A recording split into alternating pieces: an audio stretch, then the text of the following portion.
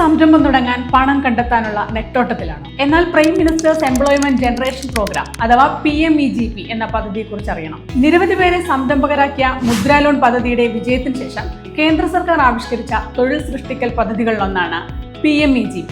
തൊഴിലില്ലാത്ത യുവാക്കൾക്കും ദാരിദ്ര്യരേഖയ്ക്ക് താഴെയുള്ളവർക്കുമായി 1 ലക്ഷം രൂപ മുതൽ 50 ലക്ഷം രൂപ വരെ ഈ പദ്ധതി വായ്പയായി നൽകും.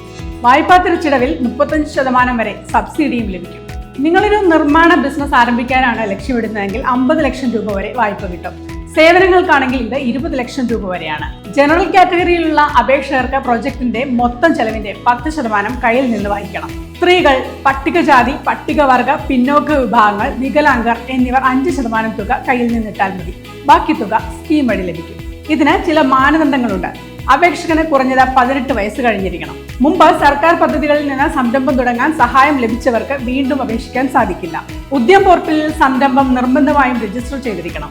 നിർമ്മാണ മേഖലയിൽ 10 ലക്ഷവും സേവന മേഖലയിൽ 5 ലക്ഷം രൂപയും കൂടുതൽ ചെലവ് വരുന്ന പദ്ധതികളാണെങ്കിൽ അപേക്ഷകന് 8ാം ക്ലാസ് യോഗ്യതയെങ്കിലും ഉണ്ടായിരിക്കണം.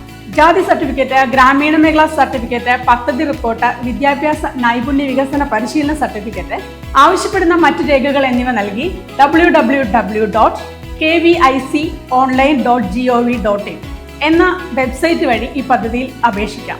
പേര്, സ്പോൺസറിംഗ് ഏജൻസി തുടങ്ങിയ ആവശ്യമായ മുഴുവൻ വിവരങ്ങളും നൽകി ഓൺലൈനായി പൂരിപ്പിക്കുക.